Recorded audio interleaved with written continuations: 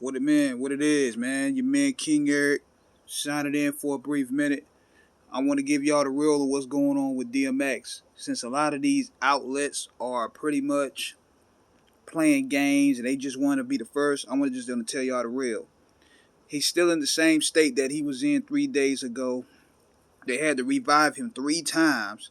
And according to ET Online, they're saying that he even had COVID. Now, I don't know if I believe that or not, but if he's considered brain dead, then it's going to be a rough one. Now, however, to be on the optimistic side, Lamar Odom he was brain dead, but now he's brain dead, and he recovered. So we're only going to pray for the best for DMX, but I wanted to do this video for a reason, and this reason being there's a lot going on with talking about who's to blame, who's his enablers. Let me tell y'all this, and I'm going to be real and upfront. I don't have no script. I don't have no cue cards and nothing. This is just straight from the hip. See, what I look at from this situation is this. When you're a recovering addict, the last place that you should be is involved in the music business. The music business is full of drugs, full of women. Sex, drugs, rock and roll. That's just the way it's always been. And you can't really put a blame on any particular person. Like I've seen some people on Facebook and Instagram, they trying to blame Swiss, talk about Swiss didn't look out for him, he enabled him. Let me tell y'all this, man. Working with an addict or being friends with an addict is not an easy task. It's really not. Because at the end of the day, that's a grown man. A grown man, you can't really tell what to do. And plus, Swiss, when he came in the game, he was a youngin' himself. And DMX, he already had those problems. It's just that when he got involved with the music industry, when he started blowing up, it started accelerating. Because now you have easy access to the cocaine. You have easy access to the drinking. You have easy access to the weed. You the top dog. Now you got money. Now you're surrounded with yes men. And Swiss was a youngin' at the time, so I can't really put that against him. And if you really look throughout the past 20 years, there's been a lot of people that have been wanting to get X help. At the end of the day, it's on that individual to want to seek help. I hate to say it and be bold like that, but it's what it is. He's been on several reality shows. Y'all remember when he even had a show himself and people would talk about how much of a bad shape he in. He's been on DVDs and he looked in bad shape. But see, people were entertained. People were entertained by the way he was acting, the way he was wilding. It was good content for everybody. But at the same time, I saw it as he's wilding out, man. He's out of control. And it's not easy bringing somebody like that to the side and tell them the truth about themselves. Because I'm pretty sure that throughout this 20 years, people have tried to reach out to X and try to get him help, but he got to seek help himself. Can't help somebody that don't want to help themselves. Even with his son, with the Ayana special, that was the icing on the cake right there to show me, even though that people would say reality TV is fake, that showed me right there that he's really gone. And we was only going by the hope factor that he was going to turn that corner, which we was hoping that he did recently. But you also got to look at it as, for example, when he's involved with the business. And I'm pretty sure there's people that care about him, but those vices are strong, man. For every one or two people that really cared about DMX, there's about 5 or 6 people that are pulling him away from those people to distract him with those vices. And anything when you're dealing with an addict, it kicks in. It could be a depression. It could be a situation. It could be being around tons of liquor. And I didn't, like I said in the last video, I didn't like what Nori did. I'm pretty sure Nori didn't mean well. He didn't mean no harm. But you bring in a recovering addict in a room full of liquor on a show called Drink Champs. That's like me going on a strict diet. I'm going cold turkey. I'm not going to eat any pizza or cheeseburgers.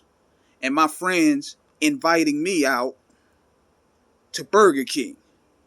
and eating burgers and fries in front of me, knowing I'm trying to go cold turkey, you're going to eventually get that intuition in your conscience to want to take a drink. Just like if you was a person sitting in the room at Burger King, you're going to eventually want to get that burger. Because it's just, if it ain't the smell, if it ain't the vision, you're going to want that urge to get it. Plus, I seen too when he was in the studio with Westside Gunn, and Benny, and they was doing the song together, which it sounds hot. But I seen all the weed and I seen all the liquor. I'm like, man, he doesn't need to be around that. But that's a grown man. I'm pretty sure a lot of people try to stray him away from that, but you can't tell him what to do. People reached out to him. It's like, you can only hope for the best. You can only just pray and go your way. And it's just a tragic situation, man, because DMX is so gifted, man. One of my top 10 MCs. His music has got me through a lot. Top records to me that he did was Ain't No Sunshine. Ain't No Sunshine. I Miss You, what he dedicated to his grandmother. Slipping, of course. Lord Give Me a Sign, of course. That's one of my favorites of all time. And the one that I put on the Off the Cuff radio channel called Last Hope. Because that showed me right there, X still has some gas in the tank. But we seen this man deteriorate, man. It deteriorated to the point where it affected the way he approached his music. Like, you start seeing the decline. Even though Grand Champ was a dope album, it didn't pack that punch like it should have. Either that or probably because Def Jam was going through a transition. But Grand Champ was a dope album nevertheless. But the albums after that, you started seeing a decline. You start really seeing the artistic decline, even though he still has the sharpness. He has the content, but the delivery wasn't really as sharp as it was with his first 3 albums. And that could be due to the drug use. Because then his voice started going out. His voice box started going out. And it's like, man, he's been through a lot, man. But I'm not going to really hold that dear him.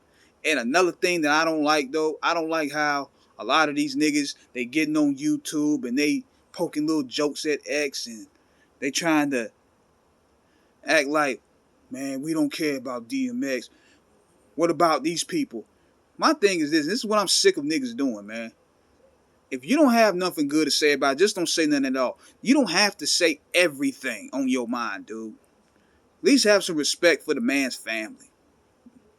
And besides, if these people cared about these so-called regular people that they said, why they not putting their content up talking about it?